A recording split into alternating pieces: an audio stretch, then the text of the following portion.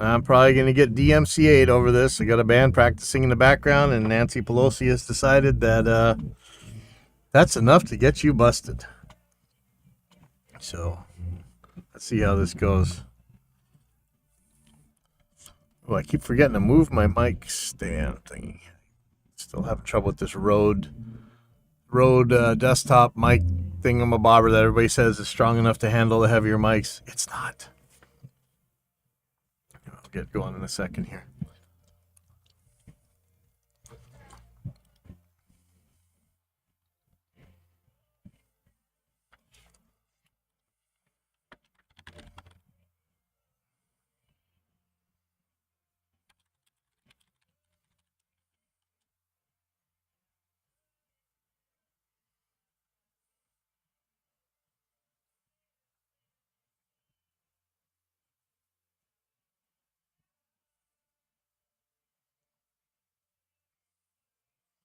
Has Facebook started the muting process yet? Let's look. I don't even want to look. I'll just get mad.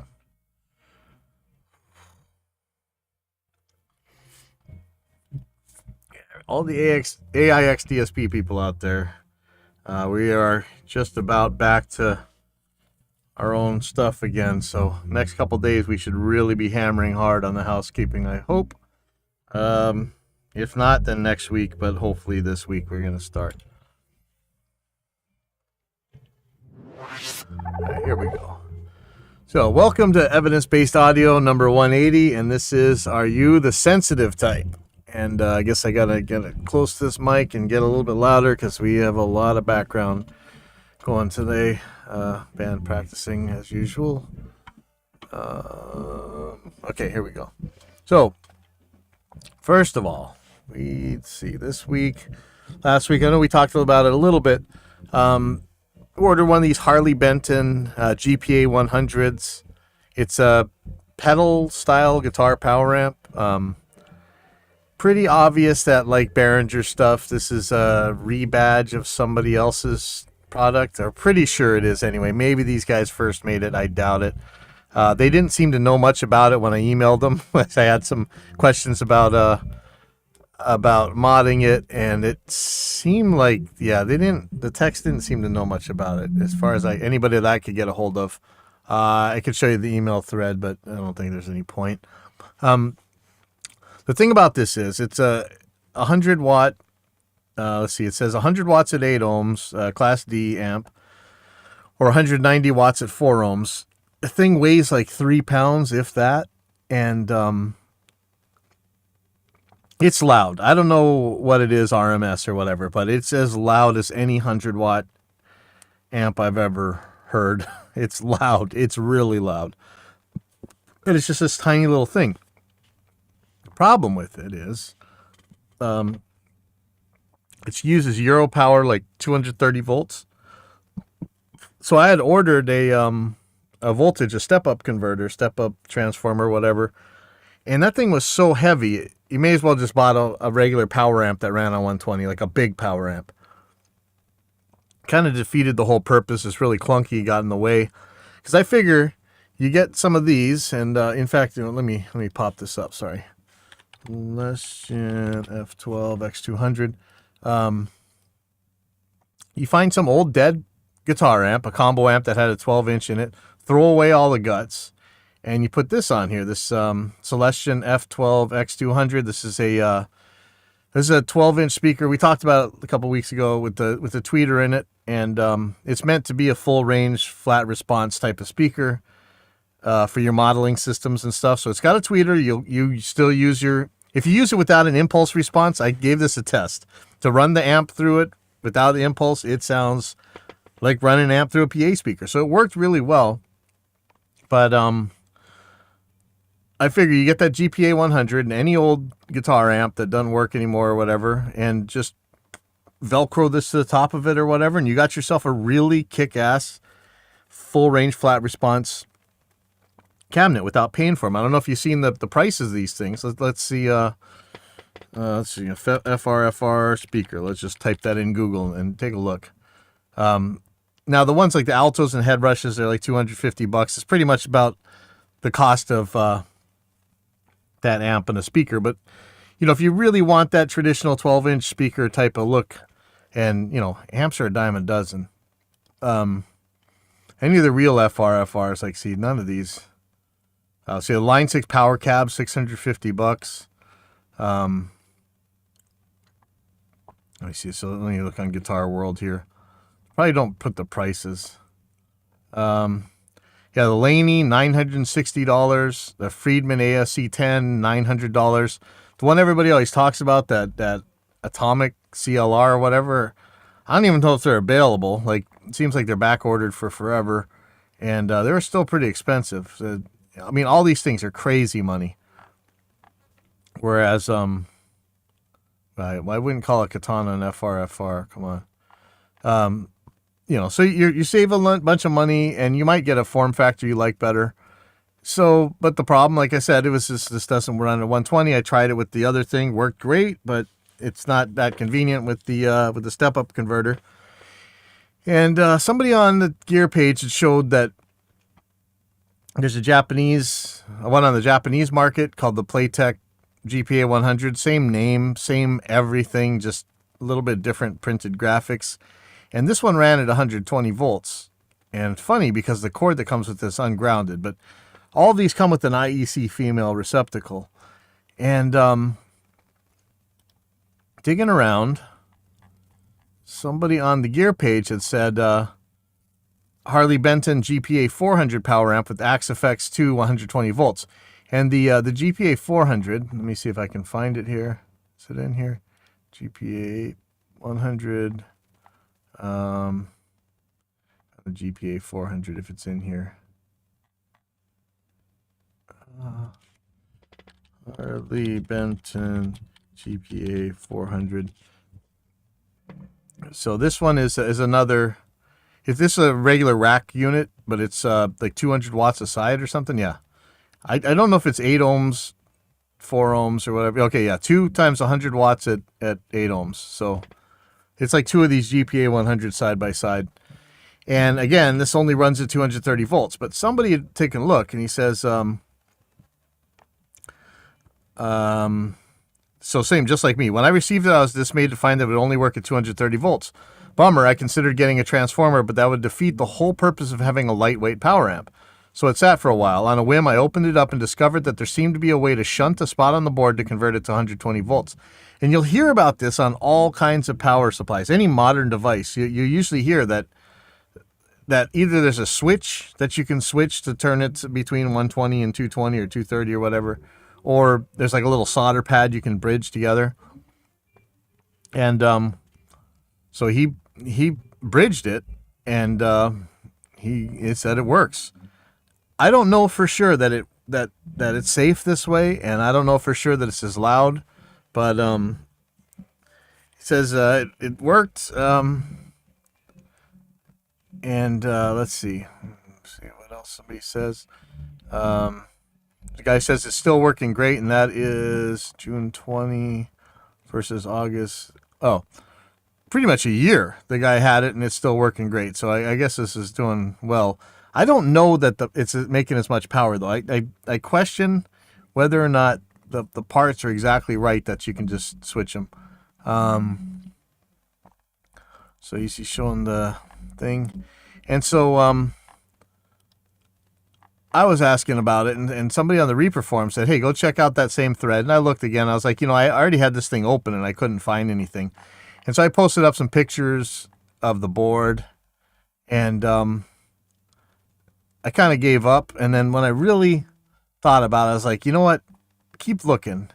And if you're watching this, you can see that, I mean, tiny, tiny, tiny letters on this one where you can barely even read them because they're kind of mushed together.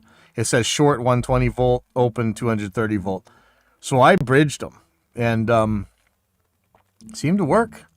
It hasn't blown up yet. Again, I'm not sure that it's as loud as it was at 230 volts with the step-up transformer, but I don't know. I have another one of these FRFR speakers coming tomorrow. I'm gonna stick it in this old dead Viper cabinet where I pulled the guts out, and it's super light even with all that stuff. And we'll see how this works. So I'm pretty happy. To me, this is a major win. If we can, yeah, I forgot to tell you the price. These things cost, like, to get them to America, it ends up costing about $100. That's still a screaming deal. However, if you run into an old combo amp that runs 100 watts and you can just switch the speaker out, and you're reasonably sure the amp is pretty flat, that's pretty awesome that you can use that too. And so I'm actually using a Fender Mustang like that right now. Fender Mustang V3 V2, which, yeah, I did a video on changing out one of the volume pots. Those things all seem to have scratchy, crazy, bad volume pots, and Fender couldn't tell me what the replacement was. So I just wired in a regular gang stereo pot, like wire chassis mount, not PC board mount one. And so far so good. I used it at practice last Saturday. We'll see how that holds up. And but you know, this is a killer deal. I mean, this is such a light little power amp. You can get yourself a little FR out of anything. So go check it out if you're interested in that kind of thing. So I had a question about speakers. So one of the speakers I was trying out was a 50 watt with, these are both Celestions, so hopefully this is kind of an apples to apple comparison. But one was a 50 watter, let's see, it's a Celestion Alnico Gold, whatever. 50 watt, said it had 100 dB SPL. Sorry, 100, the sensitivity was 100 dB, so at 1 watt per meter. If you know how the sensitivity rating things work, I had another, the Celestion FR speaker is 97 sensitivity, and in theory, the way it's supposed to work, you know, 3 decibels is like doubling the power, right? So that 100 watt speaker, or if you put 100 watts into the 200 watt speaker that has a 97 dB sensitivity, it should be the same as that 50 watter at 100 with 50 watts going into it. But, you know, back in the day when we were doing the big albums, we routinely way overpowered these speakers. And I remember I was like, hey, that's a 25 watt speaker. You can't run that amp on it. You'll blow it up. And we never did. We'd run 100 watts into 25 watt speakers all day long. And they, you know, these guys were trying to distort their speakers and stuff. And so I always kind of thought that the watts were kind of like for entertainment purposes only, because we sure ran a lot of power through these alleged 25 and 30 watt speakers. And so I really came up with that question, like, really, if I put 100 watts onto this 97 decibel sensitivity speaker, I can only, if I'm lucky, get as loud as that 50 watter that had the 100 decibel sensitivity, running at half that power. So I'd be better off running 2 50 watt amps, right? But I don't think it's quite as linear as all that. And so I asked over at the gear page, take it for what it's worth. Let's see. He says, let's see, Sirius said, in the first case, unless I misunderstood, the 50 watt speaker will blow pretty quickly if the 100 watt amp is being dimed, but while working it will be quieter. As you get closer to the rated wattage, speakers compress and get less efficient. More electrical energy becomes heat versus sound waves. So if you put 10 watts into both speakers, they'll be about the same volume, but from there, the 100 watt speaker will slowly start to pull away as the power increases. I don't think that's true, because unless they had the same sensitivity, but part of that's true, I think. In the second case, same story. The 50 watt speaker will just blow, but it'll be louder to start with, and it might not be until 50 watts that the 200 watt lower sensitivity speaker starts pulling ahead. So it could be that if the speakers really compress around, you know, their total watts, maybe it's going to be louder with the other one, because I can put a lot more power into it. I don't know. I said, I don't know that I've ever seen an alleged 25 or 50 watt speaker ever blow from a loud amp.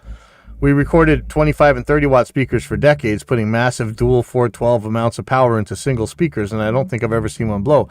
And that was right at the beginning of my time at the big studios. I was like, what the hell are you doing putting all that power into that little speaker? But hey, that seemed to be always how it worked. So somebody else says the wattage ratings are real. They don't indicate absolutes of speaker death, but will guide you toward their long-term survivability. And that makes sense. I've blown bass speakers, but never guitar speakers. I always use pretty robust speakers. I'm pretty sure if I ran my orange 200 something into a greenback at my band's volume, it wouldn't last through one song, let alone a whole practice set. Somebody else is higher sensitivity will equal more volume if sensitivity is measured the same way at maximum power output. But I don't know, man. I always try and it's like nobody ever reads what you actually write. So I said, in theory, since the 50 watt is 3 decibels more sensitive, shouldn't its SPL at 50 watts be equal to the 100 watt speaker with a 97 dB sensitivity at 100 watts? And he says both are powered. Yeah, man, I don't understand how they not understanding. In any case, sensitivity isn't related to power handling in any simple way. If you put 5 watts into a 15 watt speaker rated at 100 decibels and 5 watts into a 100 watt speaker rated at 95 decibels, the 15 watt speaker is going to be a good bit louder. That's exactly what I was asking. That's probably going to be true all the way up near the 15 watt speaker's power handling rating, although compression may have more of an effect on the 15 watt speaker than the 100 watt speaker at that point. So really, if this thing is 100 watts, and the Celestion FR is 97 decibels instead of 100, it shouldn't be any louder than the 50 watt speaker would be. But I ran all 100 watts into that thing and I didn't blow it up. So somebody else, DB man, if the method of measuring the sensitivity is the same and the frequency response to the two speakers is similar, 3 decibels more sensitivity is like doubling amp power. And that's like we were saying at the very beginning, that the 3 decibels is double the power, right? In theory. Somebody else, I don't know what's wrong with these guys. Okay, a 50 watt speaker and a 100 watt speaker, both rated at 97 decibel sensitivity, will theoretically produce the same volume up until you blow the speaker, I guess. A 200 watt speaker with 97 decibels sensitivity will generate less volume than a 50 watt speaker with 100 decibels sensitivity. Yeah.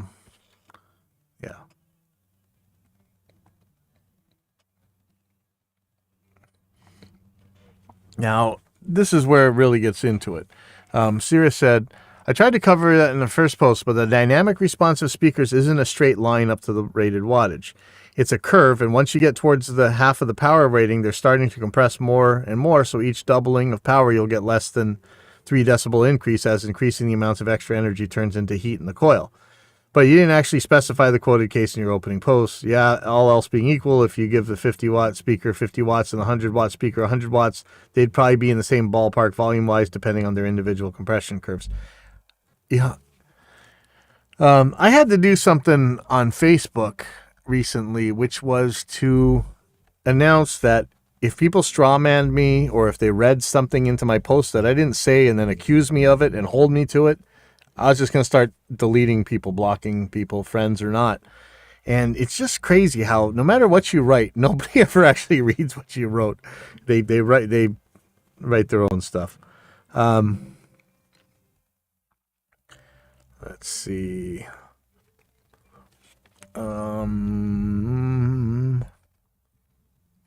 Okay, so DB Man said, I asked Dr. Decibel at Celestion about how they measure sensitivity, and he said they take an average over the useful range of the frequency response curve, leaving out significant peaks. This would appear to give a better idea of reality over a 1 watt at 1 meter at 1 kilohertz test I was told some other manufacturer used in the past. I mean that's the standard, right? They always say, what is the decibels at 1 watt at 1 meter? And it's insane to think about. So if you have this, let's say 100 watt sensitivity speaker, that means when you put 1 watt into it, it should be putting out 100 decibels SPL. That's insane. So why do we have 100 watt amps? So when you double that to 2, then allegedly you get 103 decibels, and then when you double the 2 to 4, you get 106 decibels, and then you double the 4 to 8, and we just keep going up here. Like, where do you end up at? And it's just so weird to think that we're talking about 1 watt, because 1 watt is nothing. It says, it would seem if the two speakers in question were both Celestions, the sensitivity ratings would indicate relative loudness to your ears. Yeah, it's not really helpful. Anyway, there's a much more comprehensive video from Dave Ratt. If you're a sound man, you probably know who Dave Ratt is. If not, it's not just for live sound stuff. You should go check this guy out. Dave Ratt, R-A-T. He's got a video called Amplifier Power Watts versus Loudspeaker Sensitivity.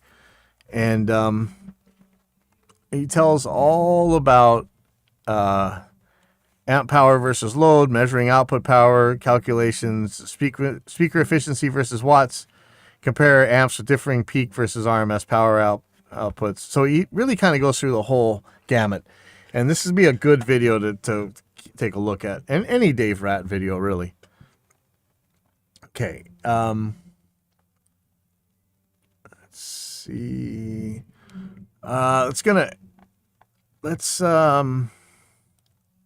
pick up where we left off. I remember last week we were talking about DAWBench, who actually does apples to apples comparisons of audio interfaces, computers.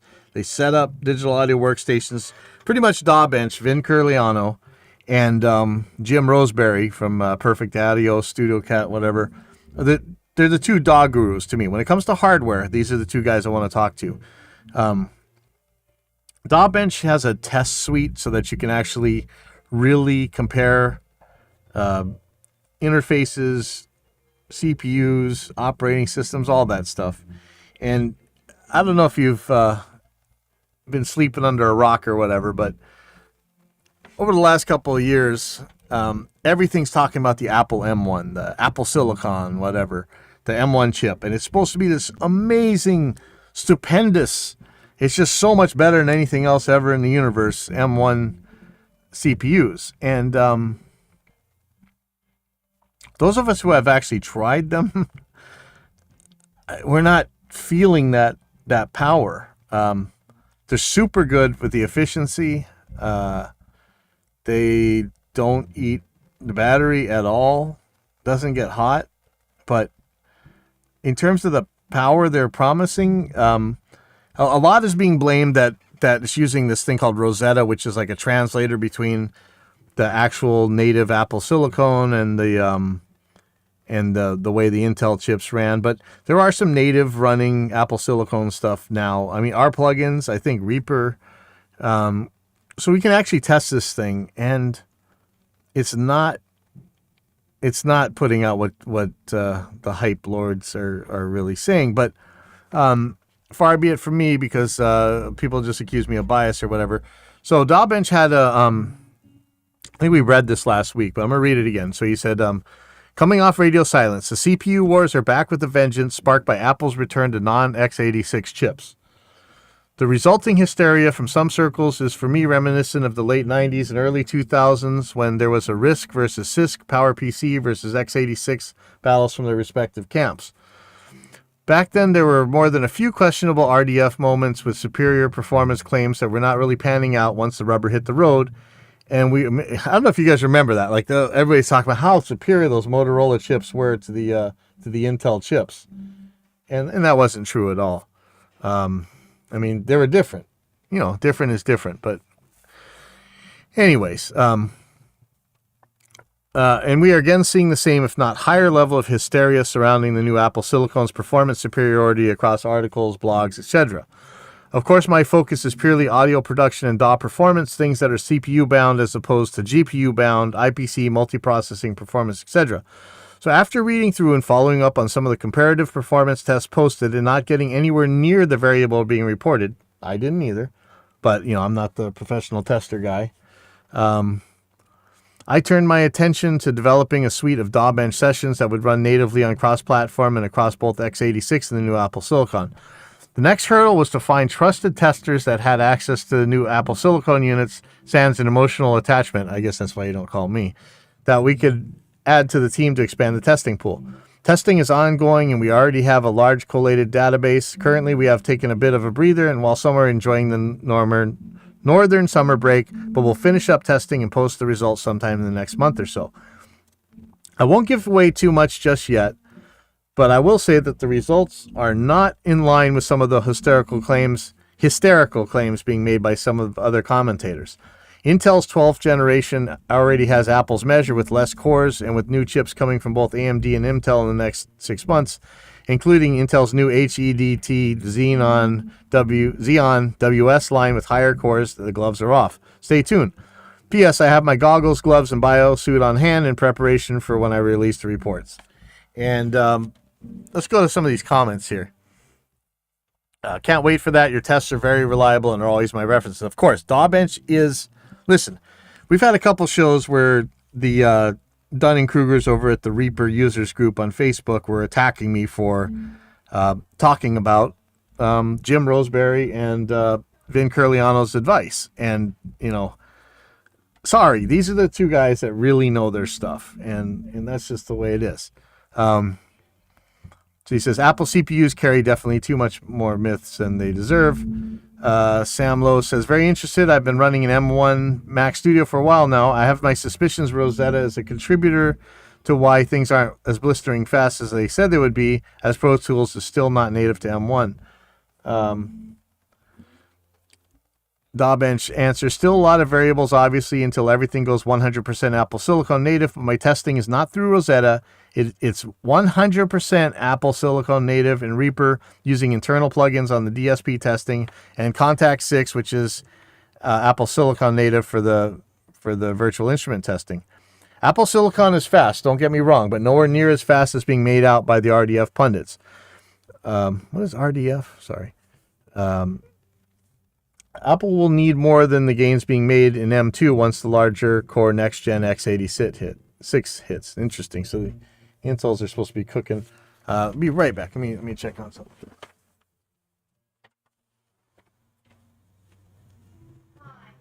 That's right. I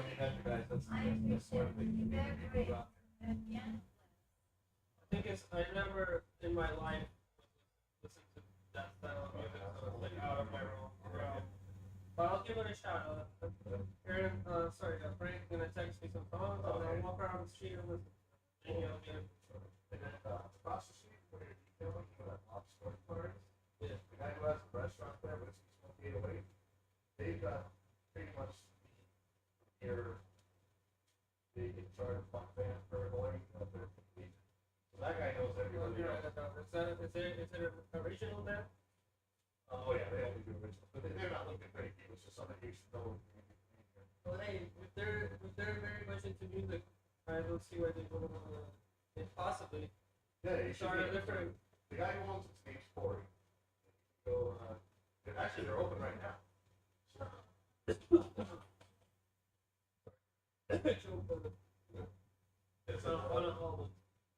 called Whiskey Smoke 808 over at that sports bar. You guys know where that is?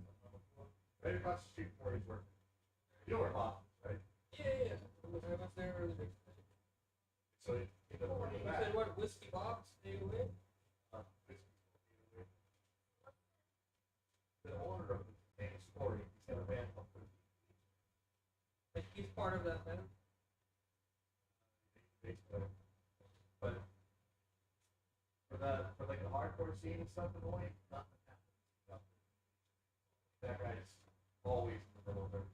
So they're good people to know. Maybe it's different kind of music, but pretty much no matter what style of music is, everybody knows each other here.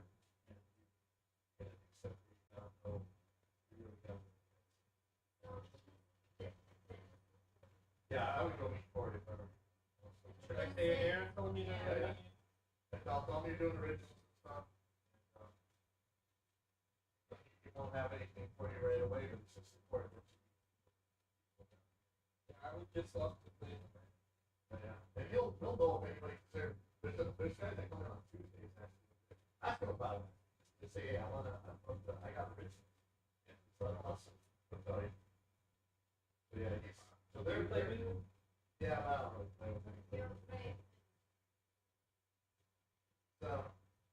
there until about 11 o'clock. Sure you got right now. Right the back over there. Yeah, definitely meet them. These guys play old people music. Those guys play young people music, and then everybody else out there plays some kind of crap. Reggae. Why are they playing that? That's different. Oh yeah. Because of the retire. Just in general, like it plays either reggae or old people. That's it. Period. Unless you put on your own show, which is something for you. What's the point?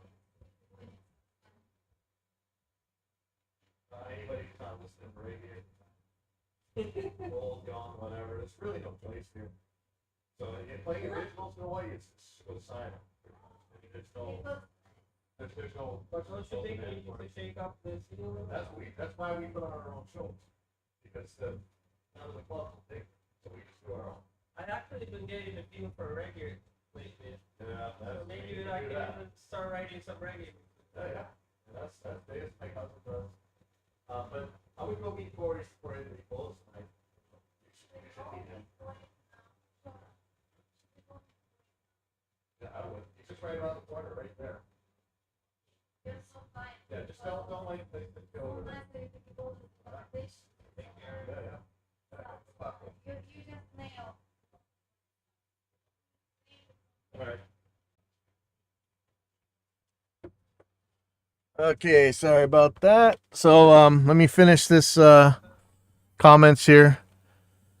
They're saying Mike Havrlock says some people just can't handle what the hard data shows. And how many times does that come to pass when you're talking about mic preamp comparisons, magical speaker cables, magical guitar cables, all that kind of stuff. This will be fun. I'm a PC guy and welcome Apple's innovations to the market. It spawns fiercer competition. Now, that's the important part. This M1 has to be scaring the crap out of Intel. Whether or not it has and lives up to the hype at all, people are buying them. And so there you go. So we'll talk about this in a second. Richard Linton said, so when do we picket Steinberg headquarters about MMCSS? Now, MMCSS is a whole issue that Dawbench likes to bring up a lot, Vin Curliano. It's been kind of a nightmare for certain stuff. I tried different ways in Reaper. It kind of seems to work either way. So Dawbench said, you had to go there. What's MCSS? Lol. Joking, they have never acknowledged it being a problem post Cubase 10. So as they say, don't hold your breath. So, yeah, I don't even know if we should get into this. So somebody else, Robert Costner, said, will be interesting to see. I wonder if Apple is still a winner when it comes to power efficiency, though. And this is funny because this is like that old joke about how tuner, whatever, the guys they used to call the cars they call ricers. They would be like little 4-cylinder cars, and they'd put a giant exhaust on it to make them loud, but they're still slow as all hell. The one argument that they could win against the muscle car owners is I get better gas mileage. The muscle car owner doesn't care. He just wants to know his car pulls wheelies, so you really didn't win anything with that gas mileage argument. So Dawbench says, without a doubt, as the chips are the same for both mobile and desktop, but I'm not focusing on power per watt. Neither are. We want to run our plugins. I am keeping the focus on outright DAW performance. The Mac Studio is going head-to-head against upper-level Enthusiast and HEDT, so for audio work, it's going to be needing a significant uptick in IPC and or core count to stay within range of what's coming down the x86 pipe in the next 6 months. Now, I'm not counting my chickens before they're hatched. I want to know how this is going against current Intel offerings or stuff you could actually buy. But, he's probably right about that. It's worth mentioning the Apple Silicon also has a massive GPU resources as well, which are of no benefit to our specific domain. I don't know if that's true about no benefit, but I will tell you that I have yet to see any instance where that onboard GPU is even like an old crappy NVIDIA, like an old one. I mean, like even the crappiest old NVIDIA video cards smoke that thing. Anything that I've seen, anytime somebody's doing an actual FPS test. But the GPU might be worth something because, maybe there's a new CUDA or some other way like Universal Audio of running plugins on the video card. So who knows? Mike Haverlock says, I think for many people in home studios like myself, the Mac is also being used for video editing. I do all my DAW and guitar videos on a separate 5950X 3080 system. Ouch. If I wanted super quiet and didn't need video, I'd build one with a silent basic GPU. Yeah. But you're not going to, I don't think, yeah, actually, weren't people saying that the M1 were actually rendering video pretty fast? Maybe. I got to look into that. So DAW Bench answers with, video is a completely different beast and can be a zoo from personal experience. It will come down to editing software and the respective optimizations. Apple Silicon is very strong in video editing processing on their dedicated applications. On Windows, Adobe and DaVinci seem the go-tos. So it'd be worth the cross-platform head-to-head, but then we're dealing with Intel's GPUs versus internal GPUs versus dedicated, etc. And the peanut gallery will always be primed and ready to find the cracks in the matrix. I do have a close friend who is a cross-platform and heavily into video as well, has Apple Silicon, a Mac Pro with the Afterburner DSP card, and Windows platform, so I'll give him a nudge. So that'd be interesting to find out about, because I did hear that it was rendering video faster, but, could be the same as whatever all the audio claims everybody made. Okay, so Timur Born over at the RME forums, we're talking about the MMCSS thing. So MMCSS, if you really listen to DAW Bench and stuff, this is you'll see it in Reaper, like in the settings and stuff. Enable or disable some multimedia class scheduling system or something like that. I don't know what it does, but Tim tells you a little bit. He says, it's complicated, especially with Cubase. MMCSS was introduced with Windows Vista alongside the introduction of Desktop Windows Manager. In the past, all DAW software used non-real-time priority 15 for their audio, MIDI, and the main ASIO RME driver thread. Then Desktop Windows Manager came along and used the very same priority to display desktop content like Windows, which caused conflicts. MMCSS is a workaround to allow audio MIDI threads to use real-time priorities above 15, usually 24 to 26 out of 31, without threatening to stall the whole system. Most DAW software needed years to implement MMCSS, if at all. Most software handles MMCSS on its own, but then Steinberg revised the ASIO specs, making it mandatory for ASIO drivers to implement MMCSS on their own.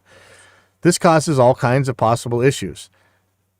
So if you didn't know, VST and ASIO, as far as I know, they're from Steinberg. So, they're in charge of the formats.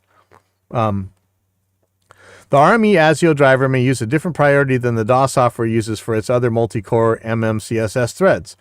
Allowing to turn MMCSS off in the driver and thus allow the DAW software to control its priority is the way to go then. The DAW software may not use MMCSS at all and thus get into conflict juggling its lower priority multi-core threads versus the main ASIO driver thread. Disabling MMCSS in the RME driver again is the way to go then.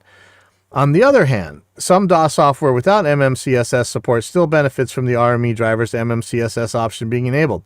Samplitude versions before the latest X4 are an example of this. The DAW software may expect the driver to set its own MMCSS priority while giving MMCSS priorities to its own multi-core threads only.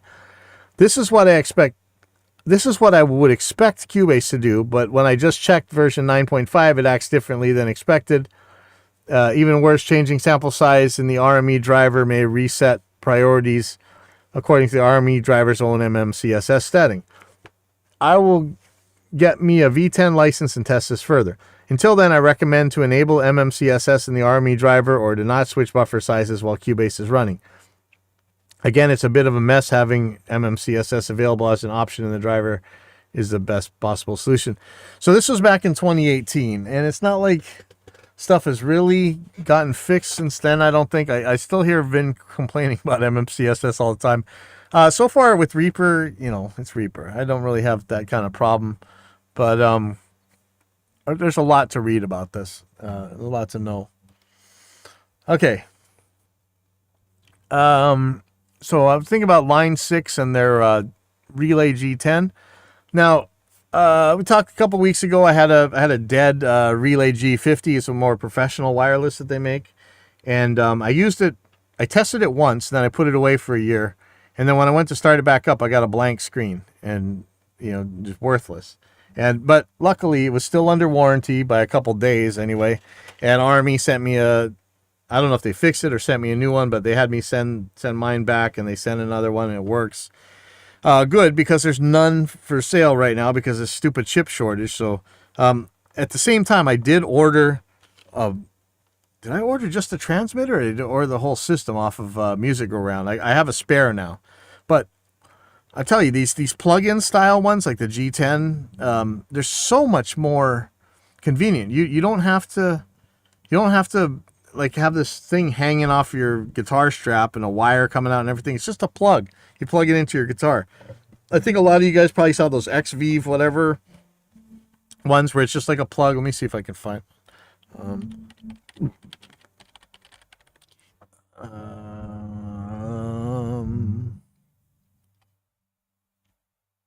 Yeah. So these things, these XVive, I don't know how you say it, XVive, whatever. It's this you just plug them into like a USB thing to charge. They last like 8 hours. It's pretty insane. People were complaining about the latency, but aside from that, I don't know. I ordered two. I ordered the Lakato and the Joyo version of these things. One was a 2.4 gigahertz and one was 5.8 gigahertz. And I tell you, they're super convenient, easy to charge. You just plug them into your guitar. You don't need a transmitter. You don't need a receiver. It's just two little plugs. You plug it into your amp. You plug it into your guitar. You're done.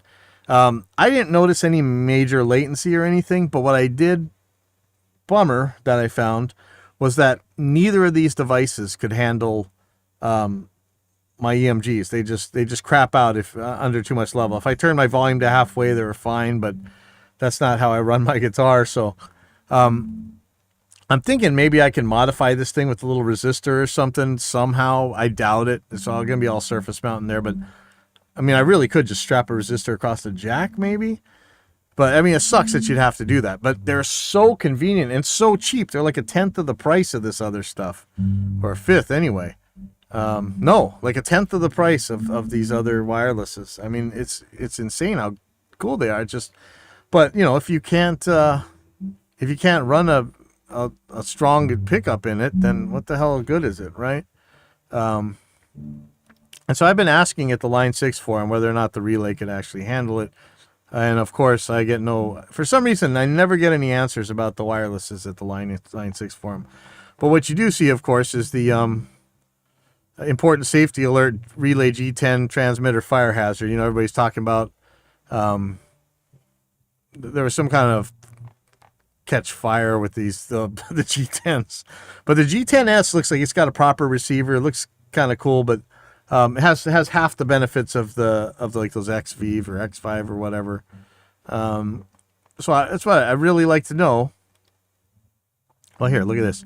Red audio LED on relay on the G50 receiver, because it doesn't say in the manual what the audio light actually tells you, because it's normally green, but mine's turning red if I hit my guitar real hard. So I'm assuming that it's an overload button. So if that one's going to overload, I'm pretty sure the G10 will do it. And so I asked, can the G10s handle the level of active pickups? Given that the audio LED on my Relay G50 receiver goes from red from time to time, still waiting to hear from anyone if that means an overload, I'm a bit concerned the G10S won't be able to handle this either. I know electrically they'll work even if you have to use the right angle adapter. I'm worried about the level. And I haven't gotten any answers yet. If anybody out there's got a Relay G10, Line 6 Relay G10 or G10S, let me know, because I want to know if that sucker will handle this output, because if this chip shortage ever ends, I'd probably rather run that. What we got next? But yeah, I really like these things. They're so convenient. But man, like $30 for the Joyo one. Maybe it was $40. I don't know, but it's nothing to pay for a wireless, and it just works so good. But if you can't handle active, what are you gonna do? Okay, so Jim Lill, you were talked about his air guitar video where he just put a bridge on one bench and a headstock and tuners or nut on the other bench and nothing in between, just to bust this stupid Tonewood myth. And this guy, Chris Baroxy, I think I've seen some of his videos before. He went and says, reacting to that Tonewood video, what does the air guitar test prove? And he makes some claims like there's still, it's just, I mean, it's a giant God of the Gaps argument and stuff. And I encourage you to watch both Jim Lill's video and his. It's just, it was so fallacious. But what really bugs me is that, I don't know, I guess the price of you getting a video for free a lot of times is that these bands get to play their own music, and I don't mind that. But man, it was just like, here, we're going to talk about this right now. And instead of right now, they always do something else, some long intro or talk about subscribing or whatever. If you're going to do, say, right now, get into it right now. But he says right now, and they start playing guitar for like 3 minutes. He's showing his licks, and he's actually a killer guitar player. I wish I could play like that. And then it was interspersed through the whole video of that stuff. But it was just, he made a lot of claims, but they were just so fallacious. So I ended up making a video reacting to him. So it says, reacting to Chris Baroxy, reacting to that Tonewood video. So if you want to see, it's on my channel. It's one of the few that somebody actually commented on. But the guy says I unsubscribed from his channel after watching his video. That's kind of sad. I mean, you know, do what you want. I said he sure can play. And you know,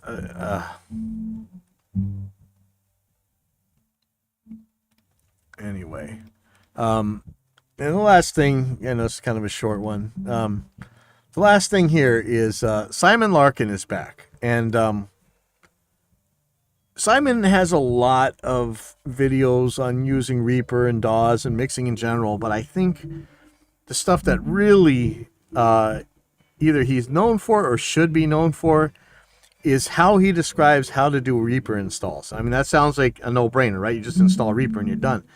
What he does is he does a bunch of portable installs, so you can have a different sound card on each Reaper instance, or you can run Reaper into Reaper by using Reaper as a sound card. That's a whole crazy another thing. But it's worth it to you. I would check out Simon Larkin, especially if you're a Reaper user, but really if you're any kind of DAW user. And check out his videos on the technical stuff. It's really cool. He's got a lot of different stuff, but that's kind of the funnest ones for me. But he has a video called First Day Back, and he says he lives in a new place now. He's got his studio back up, and pretty happy to see him. So I'd please go check out Simon Larkin's channel. And I think I'm done. It's getting a little hot in here, and I'll see you guys next week.